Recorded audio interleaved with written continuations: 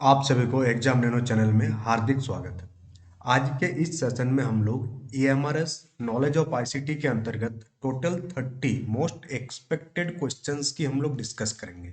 आप जब exam hall में होंगे तो आपको डराने के लिए एग्जामिनर क्या क्या कर सकता है, एक बार क्या आप सोचे हैं? अगर उस चीज को आप सोच लेंगे तो एग्जाम के हॉल में आपको कोई डर लगेगा ही नहीं।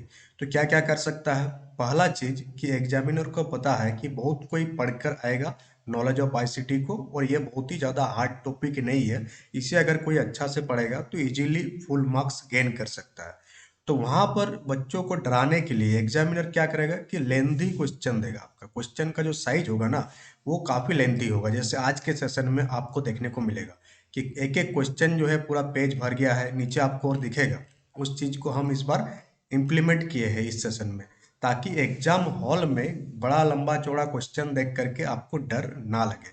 ये एक चीज कर सकता है। दूसरा चीज कि आपको डाउट में डालने के लिए कि नहीं ये आंसर नहीं हो सकता है, उसके लिए वो क्या करेगा कि सीरियली एक से सीरियली क्या करेगा, जैसे क्वेश्चन नंबर 1 है, 2 है, 3 है, 4 है, सबका आंसर आप देखेंगे कि सबका आंसर ए आ रहा है। 1 का भी ए आ रहा, 2 का भी ए आ रहा, 3 का भी ए आ रहा, 4 का भी ए आ रहा है, और OMR बेस्ड है। जैसे ही आप ऐसे गोला करेंगे तो आपके मन में क्या आएगा, डाउट आएगा कि क्या ये चारों क्वेश्चन का आंसर ए होगा। तो वहां पर क्या होगा, आपका ओरिजिनल टेस्ट होगा कि हाँ आपको कॉन्सेप्ट कितना क्लियर है। और सीबीएसई जो भी एग्जाम कंडक्ट कराती है वो कॉन्सेप्चुअल बेस्ड होती है, कॉन्सेप्ट बेस्ड होती है। यही अंतर है रेलवे आरआरबी यानी कि रेलवे वाले में और एसएससी दोनों का, और बैंकिंग तीनों मिला करके अगर आप देखेंगे तो, और सीबीएसई को देखेंगे तो सीबीएसई का जो क्वेश्चन का पैटर्न होता है वो पूरा का पूरा अलग होता है बाकी एग्जाम से। क्यों? क्योंकि वो कॉन्सेप्ट पर ज़्यादा फोकस करता है। तो चलिए हम लोग सेशन की शुरुआत करते हैं। जितना बातें करना था कर लिए, तब तक आप लोगों का माहौल भी बन गया होगा, क्योंकि एक माहौल बनाना जरूरी होता है। क्योंकि इससे पहले के सेशन में हम डायरेक्ट टॉपिक पर आ जाते थे, तो बहुत कोई का कहना था कि थोड़ा 1-2 मिनट के बाद हम लोग टॉपिक की शुरुआत करें। तो चलिए हम लोग आज के सेशन की शुरुआत करते हैं। पहला क्वेश्चन, क्वेश्चन बहुत ही आसान है, आप पढ़े भी है कॉन्सेप्ट, बट आप ऑप्शन का लेंथ सब देख रहे हैं ना, इससे आपको डर लग सकता है। उसी डर को आज आपको दूर करना है।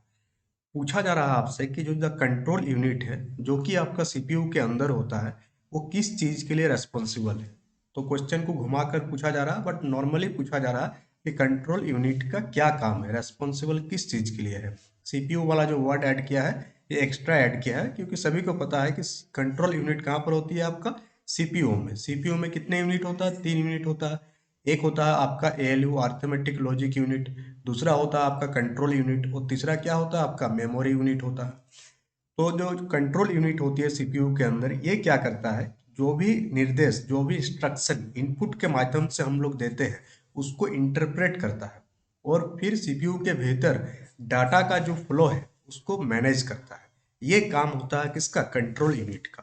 तो इसका आंसर क्या हो जाएगा? ऑप्शन नंबर सी इसका बिल्कुल आपका सही उत्तर हो जाएगा कि कंट्रोल यूनिट का सीपीयू के अंदर प्राइमरी फंक्शन क्या है। तो कॉन्सेप्ट अगर आपका क्लियर होगा तो इसका आंसर आप इजीली कर सकते हैं। नेक्स्ट आपसे पूछा जा रहा है कि which type of memory is non volatile, यानी कि पहले ही बता दे रहा है कि मेमोरी कैसा है, नॉन वोलाटाइल, और यूज किया जाता है कंप्यूटर का बायोस को स्टोर करने के लिए। बायोस यानी बेसिक इनपुट आउटपुट सिस्टम को स्टोर करने के लिए इसका यूज किया जाता है। तो पहले ही बताया है कि नॉन वोलाटाइल है। तो हम लोग जानते हैं कि जो रीड ओनली मेमोरी होता है ये क्या होती है, नॉन वोलाटाइल होती है। बाकी रैम और कैश मेमोरी ये दोनों ही क्या होती है, ये दोनों आपका क्या होती है, वोलाटाइल। इससे एक क्वेश्चन जरूर पूछा जाएगा, इसलिए हर एक सेशन में आपको देखने को मिलेगा इस टाइप के question. But read only memory जो है ये नॉन वोलाटाइल इन नेचर होती है, और इसका काम होती है बायोस का जो भी है उसको स्टोर करके रखना। तो क्वेश्चन नंबर 2 का आंसर आपका ऑप्शन नंबर सी हो जाएगा। Move to the question number 3, और क्वेश्चन नंबर 3 आपके अंदर कंफ्यूजन क्रिएट के लिए इस टाइप के क्वेश्चन पूछा जाएगा। एग्जाम हॉल में आप भूल जाएंगे, लिटरली आप देखिएगा एग्जाम हॉल में बहुत सारे बच्चे हड़बड़ी में इस क्वेश्चन का आंसर गलत करके आएंगे। भले क्वेश्चन में कोई जान नहीं है, क्वेश्चन एकदम बेसिक सा क्वेश्चन है कि रिलेशनशिप क्या है बिट, निबल और बाइट के बीच में। तो आपको याद रखना है कि जो एक निबल होती है वो किसके बराबर होती है, 4 बिट्स के बराबर होती है। और साथ ही साथ एक बाइट जो होती है ये 8 बिट्स के बराबर होती है। इस पॉइंट को याद रखिएगा तो बाकी सारा आपका कॉन्सेप्ट क्लियर हो जाएगा। और जब भी आप क्लास करें तो कोशिश कीजिए कि एक नोटबुक लेकर बैठे और जो क्वेश्चन आपको नहीं आता है या कोई नया इन्फॉर्मेशन आपको देखने को मिली या जो टॉपिक ज़्यादा कंफ्यूजन क्रिएट करता है वो आप लिख के चले और एग्जाम से पहले उसको आप रिवीजन कर लेंगे तो एग्जाम हॉल में कंफ्यूजन वाला स्थिति आपके अंदर क्रिएट नहीं होगा। Move to the question number 4। और क्वेश्चन नंबर 4 आपसे क्या पूछा जा रहा है कि what is the full form of TCP या आईपी इन नेटवर्किंग, यानी नेटवर्किंग में ये टीसीपी और आईपी का फुल फॉर्म क्या होता है। एमआरएस के एग्जाम में आपको फुल फॉर्म देखने को मिलेगा जरूर। तो फुल फॉर्म क्या होता है टीसीपी का, ट्रांसमिशन कंट्रोल प्रोटोकॉल, और आईपी का क्या होता है, इंटरनेट प्रोटोकॉल। तो ऑप्शन नंबर सी इसका बिल्कुल आपका सही उत्तर हो जाएगा। Move to the question number 5। और क्वेश्चन नंबर 5 पूछा जा रहा है कि जो एच होती है, एच क्या है, एक प्रोटोकॉल है। इसमें दो आता है, एक आता है आपका एच आता है और दूसरा आता है आपका एच। दोनों में डिफरेंस आपको एक दिन हम समझा चुके हैं इससे पहले के क्लास में कि इन दोनों में डिफरेंस आपका क्या होता है। यहाँ पूछा जा रहा है कि जो एच प्रोटोकॉल है इस किस चीज को ये सुनिश्चित करता है। तो हम लोग क्या बताए थे, एस मतलब क्या होता है, सिक्योर। क्या होता है, सिक्योर।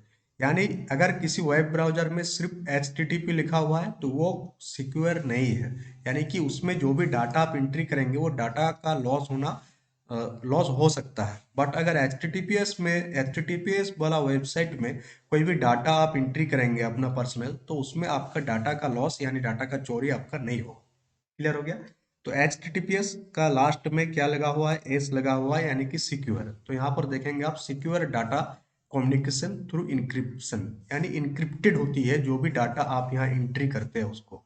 तो जो डाटा इंक्रिप्टेड होती है वो उसमें जो है लॉस होने का यानी कि थेफ्ट होने का चांसेस थोड़ा कम हो जाती है। क्वेश्चन नंबर 6 पूछा जा रहा है आपसे कि which of the following is the best example of application software. Application software का बेस्ट एग्जांपल क्या। तो एक क्लास आपका कंडक्ट कराया जाएगा जिसमें इन सारे चीजों के बारे में बात किया जाएगा। आई थिंक आधा घंटे का क्लास होगा, पूरा का पूरा मैक्सिमम चीज आपको उसमें कवर कराया जाएगा और वो क्लास के अंदर ही आपको लिख कर समझाएंगे तो ज्यादा आपको समझ में आएगा और आप उस नोट्स को एक्सेस कर सकते हैं। तो which of the following is the best example of application software. Application software का कौन सा बेस्ट एग्जांपल है। तो ये जो विंडोज 10 क्या है, एक ऑपरेटिंग सिस्टम है। जो डिवाइस ड्राइवर होता है प्रिंटर के लिए, ये भी एक ऑपरेटिंग सिस्टम के रूप में ही काम करता है। कंपाइलर एंड इंटरप्रेटर समझाए थे एक दिन आपको। बट माइक्रोसॉफ्ट एक्सेल जो है ये क्या है, आपका एक एप्लीकेशन सॉफ्टवेयर है। क्या है आपका, एप्लीकेशन सॉफ्टवेयर है। सो ऑपरेटिंग सिस्टम क्या आ जाएगा, जैसे एंड्रॉयड। एंड्रॉयड क्या है आपका, एंड्रॉयड एक ऑपरेटिंग सिस्टम है। तो क्वेश्चन नंबर 6 का आंसर आपका ऑप्शन नंबर सी हो जाएगा। Question number 7। इससे पहले कि सेशन अगर अच्छा लग रहा तो सेशन को लाइक कीजिएगा, अपने दोस्तों के बीच शेयर कीजिएगा, साथ ही चैनल में नए हैं तो चैनल को सब्सक्राइब कर लीजिएगा। और अगर आप आईसीटी का नोट्स चाहते हैं तो आप एग्जाम नैनो एप्लीकेशन को गूगल प्ले स्टोर से डाउनलोड कर लीजिएगा, वहां से आप नोट्स को एक्सेस कर सकते हैं। नोट्स को एक्सेस करने के बाद आप माई कोर्स वाला सेक्शन में जाएंगे, टैब नीचे दिखेगा आपको माई कोर्स वाला, वहां पर जाएंगे तो आपको कोर्स दिखने लगेगा। बहुत कोई ये बोल रहा था कि कोर्स नहीं दिख रहा, बट वो दिखेगा कैसे, जैसे ही आप माई कोर्स वाला टैब में क्लिक करेंगे तो आपका कोर्स अपने आप वहां पर दिखने लगेगा। बहुत कोई क्या करता है, टाइप ही नहीं करता, यहाँ पर आता ही नहीं, सीधा वो सोचता है कि बाय करेगा तुरंत दिख जाएगा। तो वो उस टाइप से नहीं होगा। मोबाइल में भी आप बहुत सारे एप्लीकेशन डाउनलोड करते हैं तो थोड़ा आप वहाँ 1-2 मिनट सर्च कीजिएगा इधर उधर तो आपको दिख जाएगा सारा चीज। क्वेश्चन नंबर 7 आपसे क्या पूछा जा रहा है कि जो kernel operating system, the kernel is the essential core of an operating system. ये जो कर्नल होती है ना, ये ऑपरेटिंग सिस्टम का एक इसेंशियल, एक अनिवार्य जो कोर है, भाग है, जो किसके लिए रेस्पॉन्सिबल है ये पूछा जा रहा है आपसे। तो जो कर्नल होती है, जैसे एंड्रॉयड आपका कर्नल ऑपरेटिंग सिस्टम पर आधारित है, तो ये क्या काम करता है ये पूछा जा रहा है आपसे। तो ये क्या करता है कि आपका जो भी डिवाइस है उसका सिस्टम का रिसोर्स को मैनेज करता है, उसका मेमोरी को मैनेज करता है और साथ ही साथ हार्डवेयर एक्सेस के साथ क्या करता है, कोऑर्डिनेट भी करता है। तो क्वेश्चन नंबर 7 का जो आंसर होगा वो आपका ऑप्शन नंबर सी हो जाएगा। आज का जो सेशन है इसमें टोटल 30 क्वेश्चन हम लोग डिस्कस करेंगे। अभी तक 7 क्वेश्चन हो चुका है। क्वेश्चन नंबर 8 आपसे पूछा जा रहा है कि कंप्यूटर की तीसरी पीढ़ी में मुख्य रूप से निम्नलिखित में से किस इलेक्ट्रॉनिक घटक का उपयोग किया गया था। हम लोग देखे थे कंप्यूटर का 5 पीढ़ी, फर्स्ट जनरेशन में वैक्यूम ट्यूब का इस्तेमाल किए, फिर सेकंड जनरेशन, फिर थर्ड जनरेशन, फिर फोर्थ जनरेशन, फिर फिफ्थ जनरेशन। हर एक जनरेशन में कुछ ना कुछ हम लोग नया चीज यूज किए हैं। तो यहाँ पूछा जा रहा है कि जो थर्ड जनरेशन था इसमें हम लोग क्या यूज किए। तो थर्ड जनरेशन में हम लोग क्या यूज किए थे, इंटीग्रेटेड सर्किट। क्या यूज किए थे हम लोग, इंटीग्रेटेड सर्किट का यूज किए थे थर्ड जनरेशन में। वैक्यूम ट्यूब का यूज हम लोग क्या कब किए थे, फर्स्ट जनरेशन में किए थे। कमेंट बॉक्स में कमेंट करके आपको बताना है कि सेकंड जनरेशन, फोर्थ जनरेशन और फिफ्थ जनरेशन इसमें हम लोग किस चीज़ का यूज किए हैं। इसको आपको लिखना है। लिखने से क्या होगा, आपके दिमाग में बैठेगा कि हाँ सर पढ़ाए थे तो उस टाइम कमेंट किए थे तो ये चीज़ हम लिखे थे। इसका बहुत ज़्यादा इफेक्ट, इससे इसका बहुत ज़्यादा बेनिफिट आपको दिखेगा। टू वे कम्युनिकेशन, पहले ही बताया कि वन वे कम्युनिकेशन होगा तो ज़्यादा फ्रूटफुल नहीं होता है। जब टू वे कम्युनिकेशन होता है तो वो ज़्यादा बेनिफिशियल होता है। आप बी एड में पढ़े होंगे आप। क्वेश्चन नंबर 9 आपसे पूछा जा रहा है यहाँ पर कि which of the following is an example of an output device that produces a large format hard copy typically used for blueprints and architectural drawings। अब यहाँ पर देखिए क्वेश्चन कितना लंबा चौड़ा बड़ा है, बट इसका आंसर आप इजीली कर सकते हैं। बट ऑप्शन देख करके बहुत कोई प्रिंटर मार के आ जाएगा, जैसे ही देखेगा यहाँ पर हार्ड कॉपी, बाद बाकी चीजें वो पढ़ेगा ही नहीं एग्जाम में जल्दीबाजी के चक्कर में कि बाद में क्या लिखा हुआ है, इस चीज को देखेगा ही नहीं कि बाद में यहाँ पर लिखा हुआ है typically used for blueprints and architectural drawings. घर का जो बड़ा बड़ा बिल्डिंग बनता है, आप गए होंगे कभी कचहरी वगैरह तो वहां पर देखे होंगे कि बड़ा बड़ा पेज में प्रिंट होता है, तो उसको हम लोग कहते हैं प्लॉटर। क्या कहते हैं उसको हम लोग, प्लॉटर। इंजीनियरिंग ड्राइंग वगैरह की चीज़ों को प्रिंट करने के लिए हम लोग प्लॉटर यूज करते हैं। तो प्लॉटर आप याद रखिएगा। प्रिंटर आंसर नहीं होगा इसका, हड़बड़ी में प्रिंटर आंसर आप मार सकते हैं। क्वेश्चन नंबर 10 यहाँ पर पूछा जा रहा है कि in computer security spyware is best defined as software that. अब यहाँ पर पूछा जा रहा है स्पाईवेयर के बारे में। किसके बारे में, स्पाईवेयर के बारे में। अगर आप ये वाला क्लास नहीं देखे हैं साइबर सिक्योरिटी वाला, तो आप चैनल में जाइएगा, प्लेलिस्ट में जाइएगा, साइबर सिक्योरिटी वाला क्लास तो बेस्ट क्लास है। उसके बाद आपको कोई क्लास देखने की जरूरत नहीं होगा। हर एक चीज को बहुत ही आसान भाषा में आपको समझाया गया है। तो यहाँ पर पूछा जा रहा है जो कंप्यूटर सिक्योरिटी है, जिस spyware is best defined as software that. Spyware क्या करता है, यानी टॉपिक जो है कंप्यूटर सिक्योरिटी वाला टॉपिक है। इस टाइप का क्वेश्चन घुमा के आपसे पूछा जा सकता है कंफ्यूजन क्रिएट करने के लिए, बट सिंपली पूछा जा रहा है कि स्पाईवेयर का डेफिनेशन। तो हम लोग बात किए थे स्पाईवेयर के बारे में। स्पाईवेयर क्या करता है कि आपका जो भी एक्टिविटी है उसको मॉनिटर करेगा आपके बिना जानकारी का, और फिर वो सारा इंफॉर्मेशन को क्या कर लेगा, कलेक्ट कर लेगा। फिर उसका वो कुछ ना कुछ तो यूज करेगा अपने बेनिफिट के लिए, और आपका लॉस हो जाएगा। तो ये क्या करता है कि जो यूजर है उसकी जानकारी के बिना उसकी एक्टिविटी का क्या करता है, मॉनिटर करता है, और उसके जानकारी को क्या करता है, कलेक्ट करता है। क्लियर हो गया। क्वेश्चन नंबर 10 का आंसर आपका ऑप्शन नंबर बी हो जाएगा। क्वेश्चन नंबर 11 आपसे यहाँ पूछा जा रहा है कि which function key is the standard shortcut in most Windows application like MS Word and Excel to open a save as dialog box. अब देखिए सिंपल सा क्वेश्चन है, इसका आंसर आप सभी को पता है, कल ही बताए थे इसके बारे में। तो क्वेश्चन कैसा पूछा जा रहा है, एक ही क्वेश्चन है, टाइम लॉस कराने के लिए और आपका मनोबल तोड़ने के लिए क्वेश्चन को लंबा कर दिया गया है। तो क्वेश्चन नंबर 11 का आंसर क्या हो जाएगा, F12 से हम लोग क्या करते हैं, सेव एज का ऑप्शन विंडो या डायलॉग बॉक्स जो है वो ओपन हो जाता है। क्वेश्चन नंबर 12 क्या पूछा जा रहा है कि according to the memory hierarchy कौन सी मेमोरी घटक सबसे तेज और सबसे छोटा है जो वर्तमान में संसाधित हो रही है, यानी जो करंटली जो भी चीज प्रोसेसिंग हो रहा है डेटा को रखने के लिए सीधे सीपीयू के अंदर स्थित होता है। तो एक दिन क्लास में आपको बताए थे कि सीपीयू के सबसे नजदीक क्या होता है, सीपीयू के सबसे नजदीक क्या होता है आपका, सबसे तेज पूछा जा रहा है यहाँ पर, साथ ही साथ सबसे तेज भी पूछा जा रहा है और वो सीपीयू के अंदर स्थित होता है। तो सबसे तेज कौन है आपका, रजिस्टर सबसे तेज है जो सीपीयू के अंदर होता है। तो इसका आंसर क्या हो जाएगा आपका, रजिस्टर हो जाएगा। ठीक है। जो क्रम आपको बताए थे वो क्रम आपको याद रखना है कि मेमोरी हायरार्की का क्रम क्या होता है। इसलिए बोला जाता है कि हर एक क्लास को देखिए, क्योंकि डेली पॉसिबल नहीं है कि हर एक टॉपिक को बार बार बोला जाए। उस दिन क्लास देख लिए, आप नोट कर लीजिए, काम खत्म हो गया। तभी जाके आपका सिलेबस जल्दी कंप्लीट होगा और ज़्यादा से ज़्यादा इंफॉर्मेशन क्या कर सकते हैं आप, कलेक्ट कर सकते हैं। एक चीज़ को बार बार आपको नहीं पढ़ना है, एक बार पढ़ना है फिर उसको रिवाइज करना है। 13 पूछा जा रहा है कि which what is the approximate storage capacity of a single layer DVD Rome.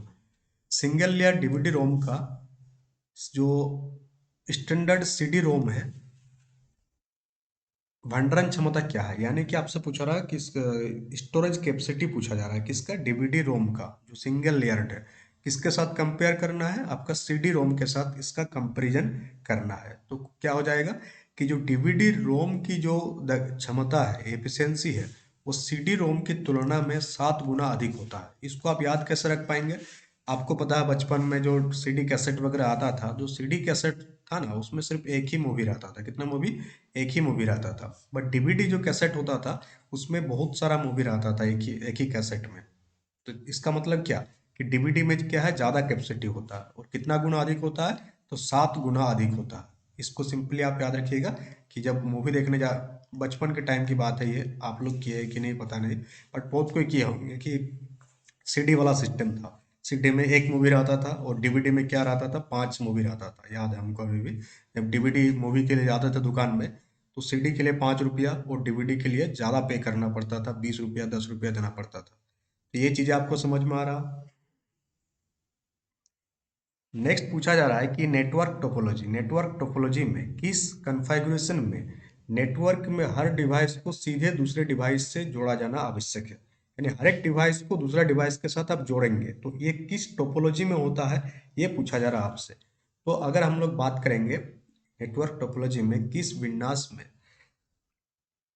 Her device को सीधे दूसरे डिवाइस के साथ डायरेक्टली, यानी कि आप कैसे जोड़ेंगे, जैसे ये एक डिवाइस है मान लेते हैं, ये एक डिवाइस है मान लेते हैं, ये एक डिवाइस है, एक डिवाइस है, तो इसको इसके साथ कनेक्ट करेंगे आप, इसको इसके साथ, इसको इसके साथ, फिर आप क्या करेंगे, इसको इसके साथ भी कनेक्ट करेंगे, इसको भी इसके साथ कनेक्ट करेंगे, और कौन छूट जा रहा है यहाँ पर, तो सारे को आप कनेक्ट करेंगे एक दूसरे के साथ, सारे को। तो उसके लिए हम लोग कौन सा टोपोलॉजी हो जाएगा आपका, मेश टोपोलॉजी हो जाएगा। 15 पूछा जा रहा है कि what is the full form of BIOS. बहुत ही आसान सा क्वेश्चन, इसका कमेंट बॉक्स में कमेंट करके आपको उत्तर देना है कि बायोस का फुल फॉर्म क्या होता है, बायोस का। क्वेश्चन नंबर 16 पूछा जा रहा है कि 1 megabyte is equal to how many kilobyte, यानी 1 मेगाबाइट 1 MB बराबर कितना किलोबाइट होता है, ये आपसे पूछा जा रहा है। बहुत ही आसान सा क्वेश्चन है, इसका आप इजीली आंसर कर सकते हैं। बट बहुत कोई क्या होगा, गलती है जल्दीबाजी में क्या करेगा, 1000 के भी आंसर करके आ जाएगा। और जैसे कि हम लोग बचपन से पढ़ते आ रहे हैं कि 1 kg में कितना होता है, 1000 ग्राम होता है, तो उस टाइम ये वाला कॉन्सेप्ट उस टाइम दिमाग में बैठ जाएगा आपका। बाकी ये कॉन्सेप्ट आप भूल जाएंगे कि ये क्या होता है, 1024 के भी होता है। जल्दीबाजी में ऐसा नहीं कि आप नहीं जानते, आप जानते हैं। जल्दीबाजी में ये जो कॉन्सेप्ट आपका दिमाग में है, आप सीधा 1000 के भी करके आ जाएंगे। तो ये नहीं होगा, आंसर क्या होगा, 1024 के भी हो जाएगा। तो 16 का आंसर आपका ऑप्शन नंबर बी हो जाएगा। 17 फिर से आपको डराने के लिए लंबा चौड़ा क्वेश्चन है, ऑप्शन बहुत बड़ा बड़ा है इसका। सी नंबर ऑप्शन यहाँ पर है, आप देख पाएंगे।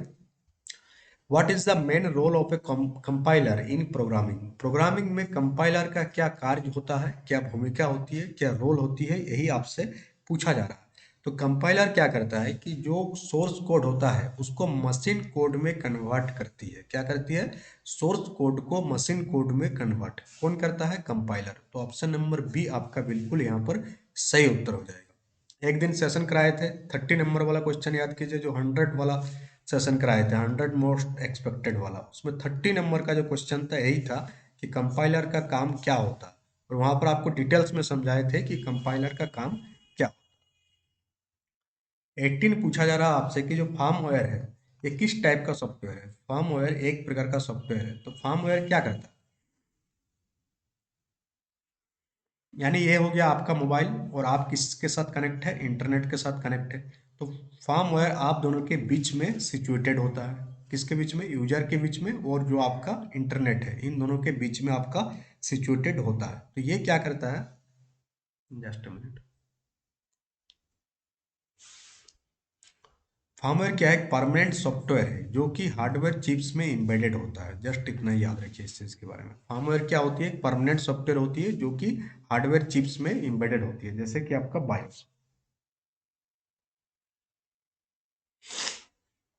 क्वेश्चन नंबर 19 आपसे पूछा जा रहा है कि which network device operate at the data link layer layer 2 of the OSI model and is used to segment a network and forward data based on a MAC address। यानी कौन सा network device जो है data link layer पर काम करता है वो नेटवर्क को खंडों में विभाजित करने और मैक पतों के आधार पर डेटा को अग्रेषित करने के लिए उपयोग किया जाता है। तो इसके लिए हम लोग स्विच का इस्तेमाल करते हैं। कंप्यूटर नेटवर्क वाला क्लास में OCI OSI मॉडल के बारे में हम लोग बात किए थे। तो 19 का आंसर क्या हो जाएगा? स्विच हो जाएगा। 20 पूछा जा रहा है कि which specialized hardware component is primarily responsible for rendering image, video and complex 3D graphics in a modern computer system। यानी किस कंप्यूटर सिस्टम में इन सारे चीजों को एग्जीक्यूट करता है, इमेज भी दिखता है, वीडियो भी चलता है और जो 3D ग्राफिक्स है ये भी आपका रन होता है। तो किसमें होता है आपका? जीपीयू हो जाएगा। क्या हो जाएगा? ग्राफिकल प्रोसेसिंग यूनिट में। किसमें होता है? जीपीयू में, ग्राफिकल प्रोसेसिंग यूनिट। ये सारे फुल फॉर्म आप याद रखिएगा। सीपीयू का सेंट्रल प्रोसेसिंग यूनिट, रैम का रैंडम एक्सेस मेमोरी, एसएसडी का सॉलिड स्टेट ड्राइव।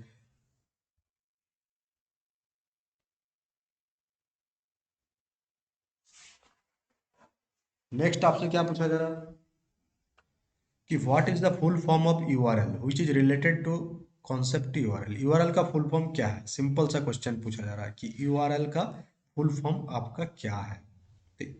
क्या पूछा जा रहा है? सॉरी, यहाँ पर यू आर आई का पूछा जा रहा है जो कि यू आर एल से संबंधित है। तो ये फुल फॉर्म आपका नया देखने को मिलेगा यू आर आई के बारे में। तो यू आर आई का जो फुल फॉर्म है वो क्या है आपका?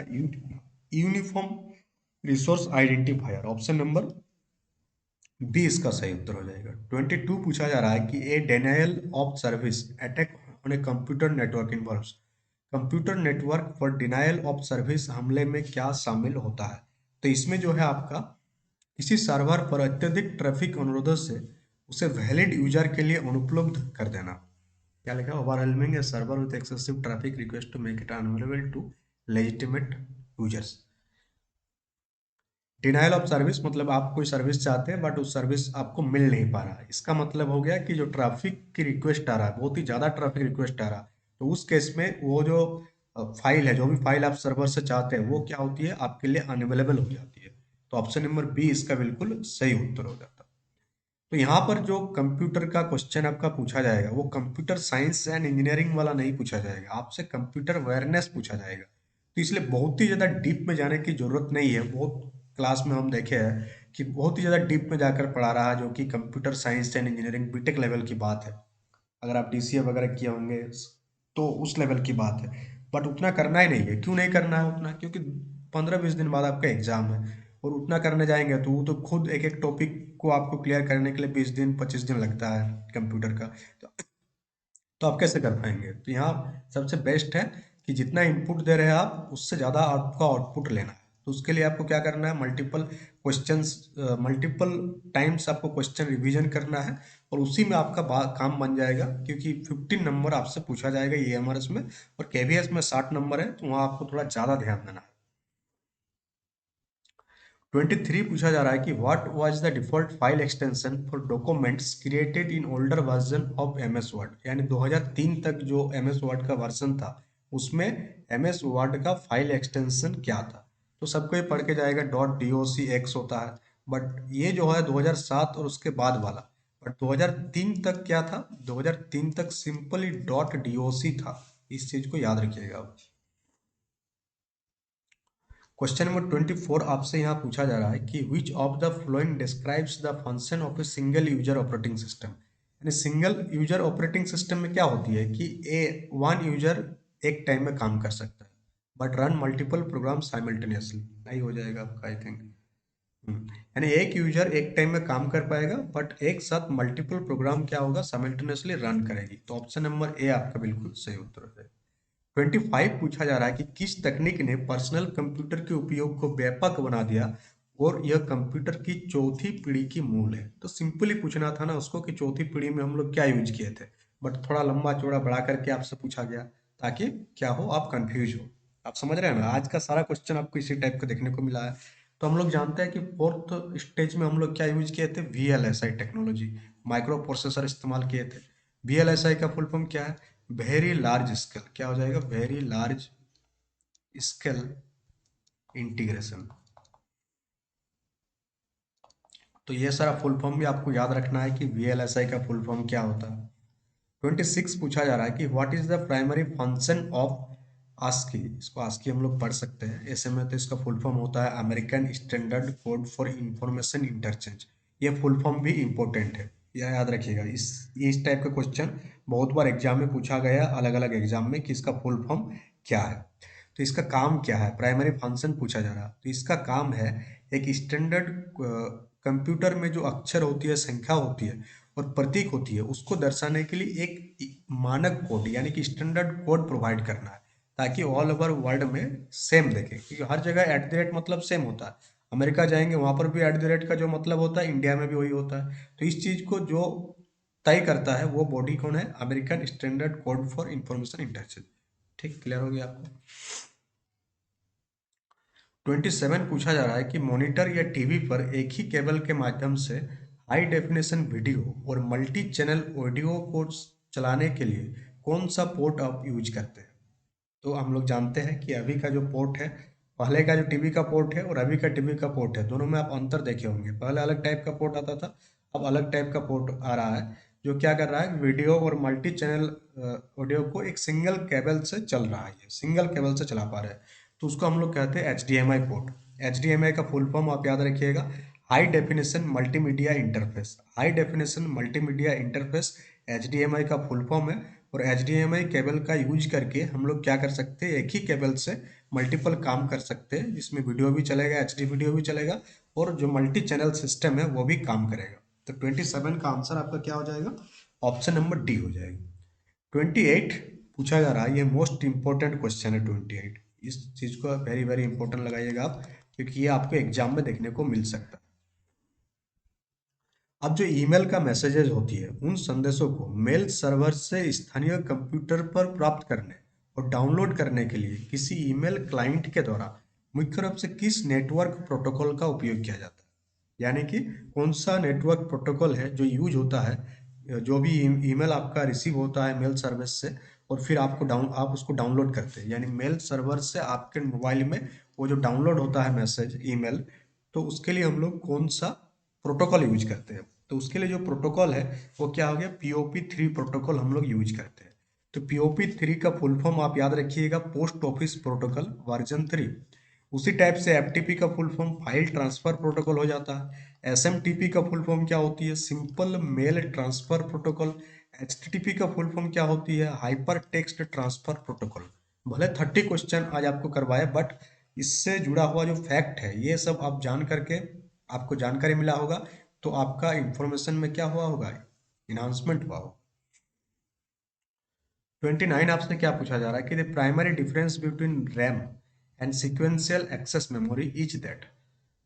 RAM RAM allowed data to be accessed. Question घुमाकर पूछा गया, सिंपल यह है कि रैम और सिक्वेंशियल एक्सेस मेमोरी में क्या डिफरेंस है, यही पूछा जा रहा है। तो इसका डिफरेंस है कि directly and instantly regardless of physical location. RAM allow data to be accessed. RAM जो डाटा को अलाउ करता है एक्सेस करने के लिए, वो क्या होता है, डायरेक्टली होता है और इंस्टेंटली होता है। कोई फिजिकल लोकेशन की जरूरत इसमें नहीं पड़ती। 30 और आज का सेशन का लास्ट क्वेश्चन पूछा जा रहा है आपसे कि कौन सा आपका यूटिलिटी सॉफ्टवेयर का एग्जाम्पल है, इनमें से कौन सा एक यूटिलिटी सॉफ्टवेयर है। तो जो डिस्क डीफ्रेगमेंटर है ये आपका एक यूटिलिटी सॉफ्टवेयर है। क्लियर हो गया। तो टोटल 30 क्वेश्चन हम लोग डिस्कस किए आज के सेशन में। सेशन कैसा लगा कमेंट बॉक्स में कमेंट करके बताइएगा। साथ ही अगर आप नोट्स चाहते हैं ICT रिलेटेड, तो आप एग्जाम नैनो एप्लीकेशन को गूगल प्ले स्टोर से डाउनलोड कर लीजिएगा, और बहुत ही मिनिमल प्राइस में आप इस नोट्स को एक्सेस कर सकते हैं। और कल के सेशन में हम लोग प्लान कर रहे हैं कि आपका, ये तो PYQ टाइप से ही हो गया, 30 आज करा दिए, हम बोले थे कि 50 कराएंगे, but due to some reason 30 हो गया आज। कल जो है आपको ज़्यादा देखने को मिलेगा नंबर ऑफ क्वेश्चन, क्योंकि आपका जो एग्जाम है वो कब है, 11th को आपका एग्जाम है, एक एग्जाम 11th को है। तो हम कोशिश कर रहे हैं कि 11th से पहले 10 तारीख तक आपका 300 क्वेश्चन हो जाए। इससे पहले भी आपको जो जितना भी क्वेश्चन करवाया है, इन सारे क्वेश्चन को आप देखते रहिएगा। तो that's all for today, thank you for attending the session.